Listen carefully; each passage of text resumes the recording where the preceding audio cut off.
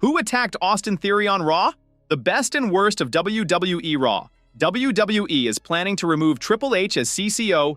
Rusev breaks silence on a heartbreaking tragedy. A legend once threatened to shoot Brock Lesnar. Triple H almost beat down CM Punk over a Stephanie McMahon jab. A health update on Chelsea Green. Bron Breakker had health before the recent injury, and much more, starting with the best and worst of WWE Raw. This week on Raw, we saw feuds and storylines shift gears as we prepare for Elimination Chamber. It took place from Cleveland, Ohio, and was loaded with several blockbuster matches and segments. The company also held 2 qualifying matches to determine who would walk into the chamber matches in Chicago. WWE's creative head, Triple H, remains on the hot seat when it comes to fans judging the shows. However, the game delivered a great show last night, maintaining the quality of Monday Night Raw. Although it wasn't a 5-star, it had several noteworthy moments, including AJ Lee's return and CM Punk's next championship defense getting official. With that being said, let's take a look at the best and worst of Raw. Number 1. The best. Rhea Ripley saves the Women's Elimination Chamber. Rhea Ripley battled Lyra Valkyria and Ivy Nile in a huge triple threat match. It was a Women's Elimination Chamber qualifying match, where all 3 stars delivered an impressive performance. But it was Ripley who ultimately emerged victorious when she hit Valkyria with a riptide to pin her for the win. Having the Eradicator win was the perfect decision. Rhea Ripley is one of the biggest stars of the women's division, and her inclusion in the Elimination Chamber match was much needed to make it star-studded. It not only raises the grandeur of the bout, but also positions Ripley as one of the strong contenders to win the match and punch her ticket to WrestleMania 42. Number 2. The worst. Current champions taking over the Elimination Chamber. Instead of having triple threats, Elimination Chamber qualifiers should simply be one-on-one contests. Stars like Ivy Nile, Zelina Vega, and others haven't done much lately to warrant being in a match with a potential title shot attached. Jimmy Uso later said he hoped Jay would win his qualifier and go to WrestleMania. Dominic Mysterio will also have a chance on next week's Raw. Is the roster so barren that non-champions can't even get a spot? Since Ripley already holds the WWE Women's Tag Team titles, it made sense for someone else to get a shot to qualify. She is one of the most popular stars, but Lyra could have used the win in course of direction. Number 3. The best. Pushing a Jay Lee and Becky Lynch's feud. The rivalry between AJ Lee and Becky Lynch has been simmering for too long. It all began around WrestlePalooza last year in September, but the 2 women have never had a singles match since then. Their individual story never began. Lee and Lynch have only been involved in sporadic confrontations or in someone else's story. However, things changed after all. Triple H finally did the right job by accelerating this feud on the latest episode of Raw. AJ Lee and Becky Lynch were involved in a compelling segment that eventually led to a Women's Intercontinental Championship match at Elimination Chamber. This was the need of the hour, and delaying it any further wouldn't have made any sense, especially now that we're on the road to WrestleMania. Number 4. The worst. Dominic Mysterio. Dominic Mysterio appeared on Raw for the 2nd straight week. Did he do anything with the Intercontinental Championship? Of course not. Dirty Dom's main contribution was to give Liv Morgan flowers and chocolates. He also translated Stephanie McMahon's words when she confronted the 2026 Royal Rumble winner. He did mention in a backstage segment that he had an Elimination Chamber qualifying match instead of a title defense. Why does he have another opportunity after doing nothing with the Intercontinental title for 2 months? Number 5. The best. CM Punk versus Finn Balor.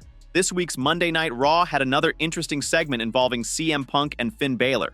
The 2 superstars were involved in a heated exchange of words that led to a World Heavyweight Championship match getting official for Elimination Chamber. Having the Second City Saint defend his gold ahead of the show of shows was a great decision. The road to WrestleMania is the time when champions rest easy. CM Punk was heading into the April spectacle, considering he was untouchable. However, his title defense against Finn Balor now puts him in a tough spot. It jeopardizes his chances of heading into WrestleMania 42 as champion. Therefore, the title match was needed to give him a wake-up call. Number 6. The worst. Michael Cole doesn't understand why CM Punk wants to fight. Michael Cole interviewed CM Punk, then asked Punk why he would jeopardize the greatest main event in history by agreeing to a match before WrestleMania. Punk claimed that he is a fighting champion, willing to fight anyone at any time. The fans deserve a fighting champion. Cole asking why he wanted to wrestle was hilarious, because that's literally Punk's job. He shows up most weeks. That must have been a way around saying we have 10 weeks to kill before WrestleMania. Number 7. The best. Masked Man's involvement in the Vision storyline. Fans witnessed an interesting angle this year at Royal Rumble when a masked man appeared out of nowhere and cost Bron Breakker the men's Royal Rumble match. Since then, the assailant never showed up until this week. The hooded figure appeared last night on Raw and attacked Austin Theory during his Elimination Chamber qualifying match. Triple H did the right thing by showcasing the masked man yet again. The assailant's involvement with the Vision was very much necessary to keep its story hot. The amount of speculation and buzz it stirs every time benefits WWE and the Vision, setting up numerous possibilities and theories. The identity of the hooded figure stands as one of the compelling aspects of Raw. Number 8. The worst. Roman Reigns is already on vacation before WrestleMania. The main reason Roman Reigns showed up on last week's Raw was to make his WrestleMania choice so he could immediately leave again. Liv Morgan has appeared on both episodes of Raw, but she's a full-timer. If Roman was going to take the entirety of February off, he could have won the Elimination Chamber instead of the Royal Rumble. He could have missed the month anyway before showing up a week before the next PLE to qualify. Already having that match made for the Showcase of the Immortals takes away any suspense for Punk versus Baylor at the Elimination Chamber. Number 9. The best. Another very positive is LA Knight heading into Elimination Chamber.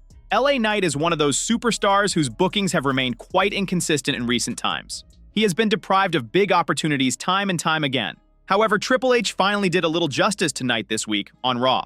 The megastar defeated Austin Theory and Penta in a triple threat match to qualify for the Men's Elimination Chamber.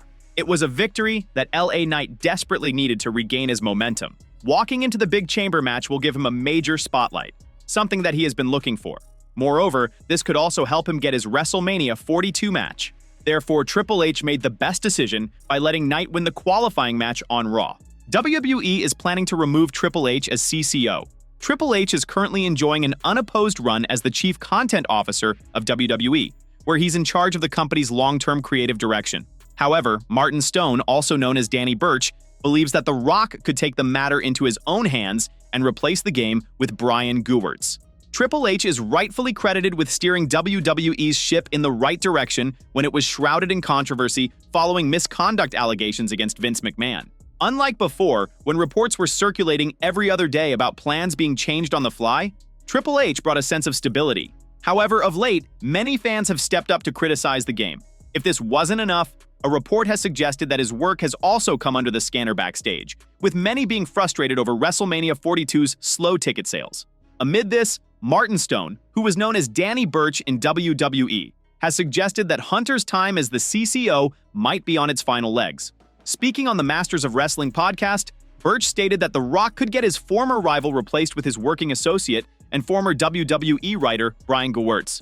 I could honestly imagine him hiring back Brian Gewirtz.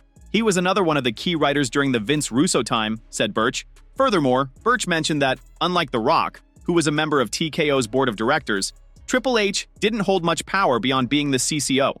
As such, he's in a vulnerable position and could be shown the door by his bosses. If I'm correct in saying Triple H was on the old board. Now he's not. So literally, he's just a booker. He's just a booker and a matchmaker.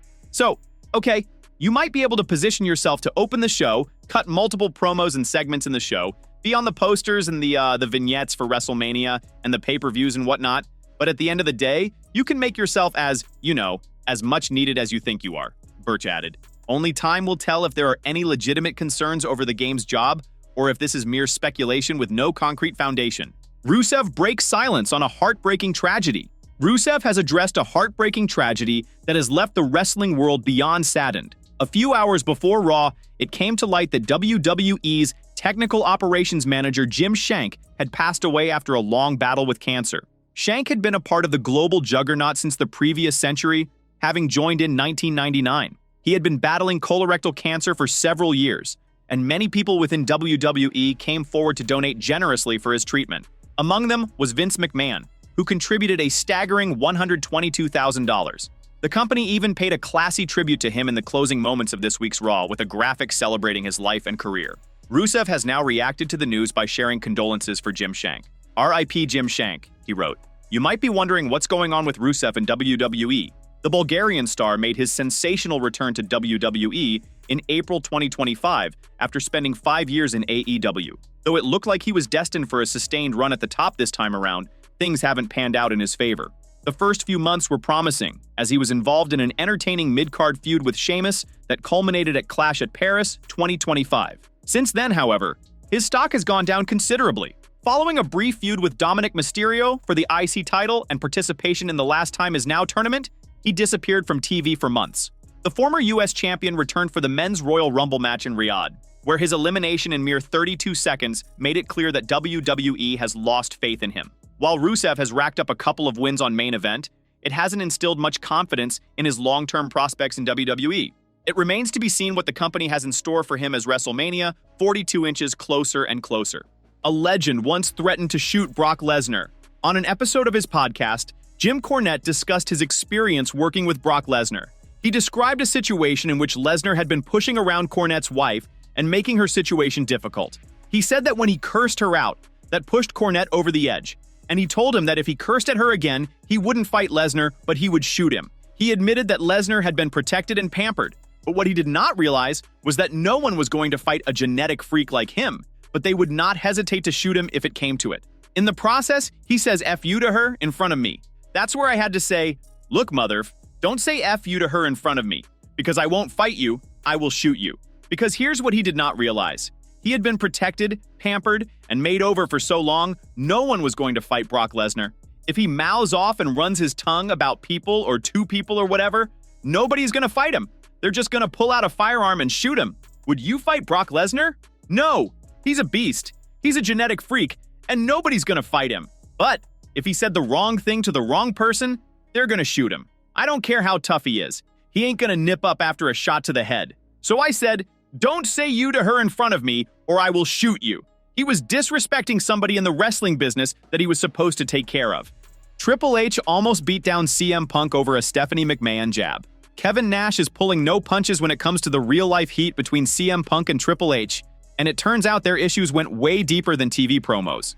On the latest episode of Click This, Nash dropped a story from the early 2000s that shines a light on just how personal things got. According to Big Sexy, CM Punk went off script and took a shot at Stephanie McMahon, something that didn't sit well with her husband. Triple H Nash recalled the backstage fallout after the incident, revealing just how fast Triple H decided to take matters into his own hands. When I was supposed to wrestle CM Punk after I cost him the belt, he said something that pissed off Paul about something with him and Stephanie, and it wasn't on script, and it pissed Paul off. Paul came back and basically said, "You're not wrestling Punk, I am. I'm beating that mother." This wasn't just Triple H stepping into a feud. It was about real anger. Nash made it clear this wasn't business as usual. He was that hot, and it wasn't like Paul being a character. It was like, oh, okay, mother. You want to pull them out and measure them? Here we go. Suck on that. Despite the intense history, Nash admitted he was shocked to see how far things have come between Punk and Triple H today, especially now that Punk is back in WWE and trusted at the top of the card. I know how much Paul cares for him now, and what it took to bring him back. That relationship is real. But Nash also explained that this kind of reconciliation isn't rare in the wrestling business, because at the end of the day, money talks. That's what people don't understand that aren't in the business. You can have that kind of thing heat with somebody 10 years ago, but man, when you gotta make money and make music together, think how quickly that dissolves. For Nash, the Punk versus Triple H dynamic is more than just creative storytelling. It's a real-life evolution from legit beef to mutual respect, and maybe even business partnership. A health update on Chelsea Green. According to a recent update from Mike Johnson of PW Insider, the belief within the Stamford-based promotion is that Chelsea Green did not break her ankle but suffered a bad sprain. However, there is still no update on the possible timeline of her return. On the February 6th edition of the Blue Brands show, the Hot Mess wrestled Tiffany Stratton and Lash Legend in an Elimination Chamber qualifying triple threat match. The bout ended with Tiffany Stratton pinning Green to secure the win. The Green regime leader also hurt her foot during the match. To make matters worse, the 34-year-old had to be pulled out of her match on AAA due to the injury. Green and Ethan Page were scheduled to defend the AAA World Mixed Tag Team title against Lola Vice and Mr. Iguana. Although La Hiedra stepped in as Chelsea Green's replacement, they failed to retain the gold. During a recent appearance on the Reality Checked podcast, Chelsea Green addressed the controversial comments made by producer Michael Hayes about her on an episode of WWE Unreal. The SmackDown star noted that Hayes' comments left her peeved and upset, as it confirmed her doubts regarding her position in the roster. This really ruffled some feathers. It's crazy because I'm a self-aware human being, so I know my kind of place on the totem pole in this fake hierarchy that is wrestling. But to actually hear it, to actually hear that there was a ceiling put on me, it's different. You can't help but be pissed off and a little upset and just aggravated at the fact that you thought that there was maybe a chance that there wasn't that ceiling, that maybe it was all in your head, and that it was confirmed and it wasn't confirmed to me. It was confirmed on national television, Green said. Bron Breakker had health before the recent injury. According to PW Insider, the hernia that sent Breakker to surgery was not a sudden injury caused solely by his most recent Raw appearance. Instead, the issue had been lingering before last week's show, with the final decision to undergo surgery coming after his Raw segment. The word making the way around Raw is that Bron Breakker's hernia was an issue that had been ongoing prior to last week's Raw, but the determination was made that surgery was needed after his Raw appearance. That clarification is significant, especially given the speculation surrounding Breakker's elimination and limited run in the 2026 Royal Rumble. PW Insider directly addressed that point as well, shutting down the idea that his Rumble booking was injury-driven. For the many who have asked, Breakker's booking in the 2026 Royal Rumble was not dictated by any injury or health issues. That was the creative that was decided for him at that event to start his run to WrestleMania, which obviously has now changed due to the surgery being needed. This update reframes the entire situation. While Breakker did aggravate the injury during his intense table-flipping segment on Raw, the hernia itself was already an issue, and WWE Creative had originally planned to move forward with him regardless. Doctors confirmed shortly after Raw that surgery was unavoidable, leading WWE to immediately pull Breakker from travel and active plans. His WrestleMania 42 status remains uncertain, but sources have indicated there is still optimism behind the scenes that he could return in time if recovery goes well. Who attacked Austin Theory on Raw? Raw ended with chaos, as the mystery masked man once again gunned at the Vision as he stomped Austin Theory, costing him the Triple Threat Elimination Chamber qualifying match. That being said, let's explore 3 stars who could be behind the mystery masked man's mask and gunning for the heel faction, costing them the important opportunities, especially with being revealed that Theory and Logan Paul aren't the ones behind, as some fans and pundits suggested their names. Last year, Seth Rollins sustained a shoulder injury during his champion versus champion bout against Cody Rhodes at the Crown Jewel, Perth. On the following show, he was booted out of the Vision as he was brutally attacked by Bron Breakker and Bronson Reed. There have been reports that Rollins may be ready to return by WWE WrestleMania 42 and was supposed to face Braun. However, with Breakker out of action now, the Visionary could face Bronson Reed, another major member of the crew. There is a massive possibility that the man behind the black mask is Seth, who could build a massive Mania storyline. Some recent reports have suggested that the Grammy-winning pop artist could return to the World Wrestling Entertainment. There's a strong chance that LA Knight brought some help from Bunny, and the pop star has been hunting for the heel faction and may reveal his identity on the road to WrestleMania 42, laying a perfect showcase of Immortals bout. The 35-year-old heel superstars are having a great time on Monday Night Raw. A shocking report emerged after Masked Man's first glance at the WWE Royal Rumble, claiming that the man behind the hood is Waller. There is a strong chance that Grayson is now targeting the entire crew, is after Vision, and wants to climb the mountaintop. For that, he wants to hunt the heel group first.